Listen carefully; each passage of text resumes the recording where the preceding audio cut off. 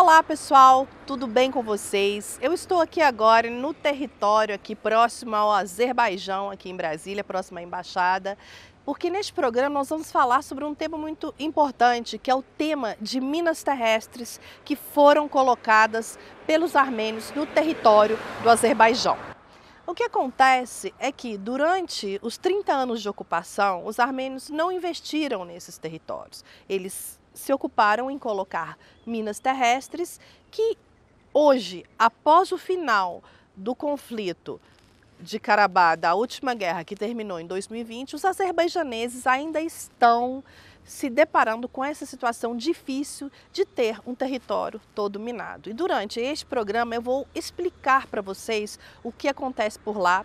Recentemente, o número mais atual que eu tenho, ele pode estar aumentando aí a cada dia, é de que 48 mil minas já foram retiradas dos territórios. Tem lá uma empresa chamada Anama, que é uma empresa própria para este fim, retirando as minas do local, mas é importante também a colaboração do vizinho e os mapas dessas minas, porque todas essas minas que foram colocadas no território do Azerbaijão, elas têm um mapa, né? Quem as colocou sabe os locais onde elas estão. Então, recentemente aí houve alguma entrega aí, alguns tipos de acordos de alguns mapas, mas ainda é uma situação complexa que precisa ser resolvida de uma forma ampla. Não é possível que civis corram risco de vida ao visitarem ou entrarem no território. Eu, por exemplo, estive no território, foi uma visita tranquila, porque visitamos locais que já estavam completamente livres das minas, locais que já tinham sido identificadas e através de mapas. Porém, ainda há muito a ser feito. É importante para a comunidade internacional e para a comunidade do Azerbaijão que este território esteja livre dessas minas. Uma situação que me chama muita atenção também como jornalista foi a morte de 2 jornalistas logo após a liberação do território. Eles estavam passando por lá, fazendo matérias e foram mortos devido à explosão de minas terrestres. Então é uma situação que não deve mais continuar, é preciso estar atento, tanto a comunidade internacional quanto a comunidade azerbajanesa e todos nós que pudermos levantarmos a nossa voz para que isto não aconteça mais. E ao longo do programa eu vou passar aí imagens e informações de como esse processo tem acontecido e o bom de tudo isso é que na região há cidades projetadas para o futuro, totalmente livres dessas minas e totalmente inovadas. Então, é importante que olhemos para frente e acreditemos no futuro, tanto para o povo do Cáucaso, para o povo do Azerbaijão. Acompanhe este programa aí comigo para você se informar melhor sobre esse assunto. Muito obrigada.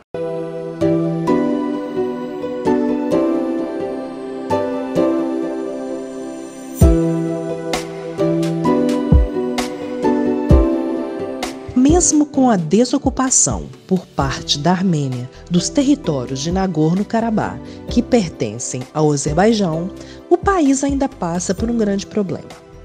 Durante a ocupação, todo o território foi lotado de minas terrestres.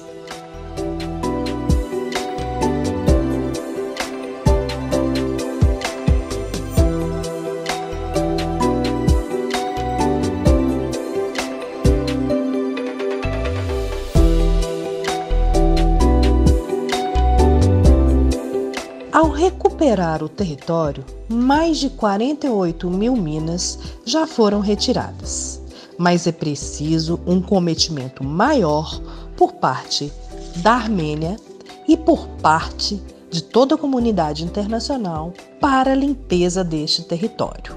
A entrega total do mapa dessas minas é ainda uma questão que merece atenção e precisa ser resolvida.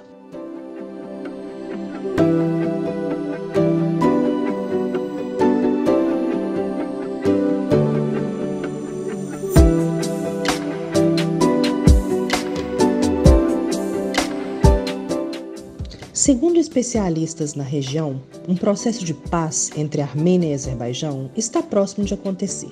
Porém, é preciso que este mapa de Minas seja definitivamente entregue pelos armênios para que não haja nenhum tipo de acidente ou morte devido a essas minas que foram instaladas no território durante a ocupação.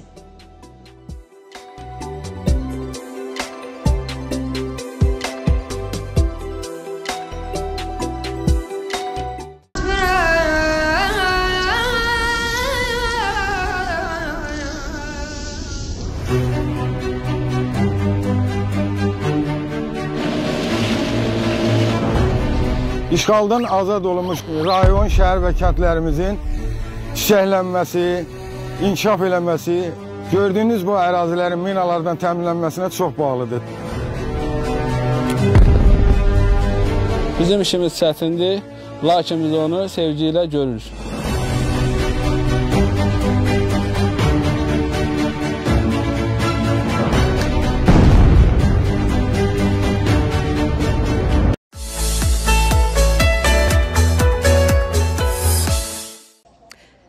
Agora então com o meu colega jornalista Milton Atanásio. Nós conversamos muito sobre o Azerbaijão no meu retorno.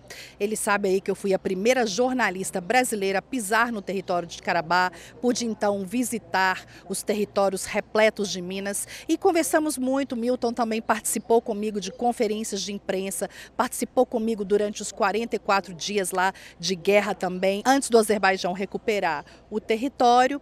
Sendo assim, ele vem estudando esse conflito aí, essa situação há tempo. E ele vai falar para a gente a opinião dele sobre o assunto. Milton, muito obrigada pela sua presença aqui no programa Mundo Diplomático de hoje comigo.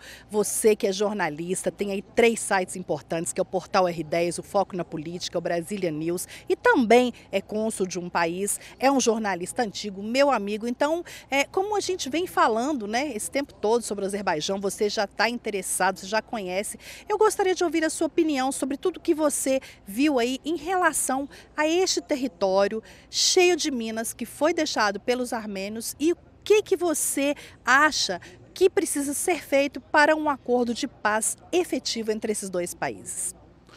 Fabiana, primeiro lugar eu quero agradecer essa lembrança sua e de estarmos aqui novamente conversando, primeiramente sobre o Azerbaijão e segundo por saber e garantir para os demais colegas todo o trabalho que você fez da sua viagem no Azerbaijão. Então eu fico muito satisfeito pelo sucesso também do programa, né? E de estar novamente aqui. Falar sobre o Azerbaijão, para mim, fica assim um pouco difícil, porque a gente tem uma relação de amizade muito boa. O Brasil sempre teve a característica de não se envolver em conflitos. Então, a nossa área diplomática segue esse caminho. E quando a gente constata um povo amigo em conflito, realmente a posição do brasileiro é um pouco diferente do restante que a gente vê no mundo inteiro. Mas esse conflito, ele já deixou marcas e sequelas muito grandes. Milhares de minas foram desativadas e a situação hoje do Azerbaijão é muito complicada. Por quê? Porque o acordo não está sendo efetivamente cumprido e nós temos ainda muitas minas a serem desativadas. Então, se houvesse uma colaboração, se o outro país cumprisse o acordo que foi feito por intermediação da Rússia também, e cumprisse isso, com certeza eliminaria esse problema. E os olhos do mundo, de toda comunidade internacional, é para que não deixe essa situação se perpetuar. Então, o que nós precisamos é de que as nações forcem uma barra aí para que essas minas sejam desativadas. E, Milton, eu gostaria de complementar também que é importante porque Armênia e Azerbaijão caminham para um acordo de paz. Mas o território, ele não pode ficar daquela forma, porque ele foi ocupado pelos armênios por 30 anos. O território, por exemplo, que eu visitei, que é o território de Jebrail, ele não tem nada, não tem nenhum tipo de investimento e ficaram ali. Os armênios ficaram ali sem nenhum tipo de investimento lotado de minas. Então, é muito importante. E você se lembra da situação de que pessoas já faleceram ali devido a essas minas? Lembro perfeitamente do nosso colega jornalista, quando nós participamos daquela conferência, e vejo também que existe pouco caso, entendeu, da Armênia nesse sentido, uma vez que inclusive já foi feito um acordo para que aquela região de Karabá, Alto Karabá, tivesse injeção econômica e uma linha tripartite, ou seja, dos três. E não está acontecendo. Eu espero que a comunidade internacional ajude, que mude essa posição e entregue o mapa das minas. Isso daí vai fazer com que se resolva de uma vez por todas, definitivamente, toda essa questão. Eu agradeço, Milton, muito obrigada pelas suas palavras e eu concordo, a situação é essa. Precisa ser entregue aos azerbaijaneses e a paz precisa reinar no local. Muito obrigada.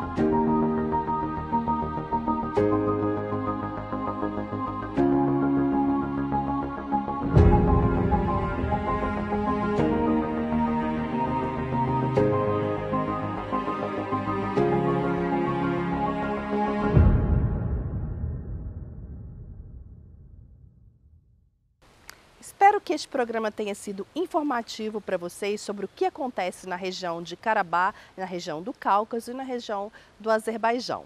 E que esta parte da história fique aqui registrada para que processos de paz sejam concluídos permanentemente na região.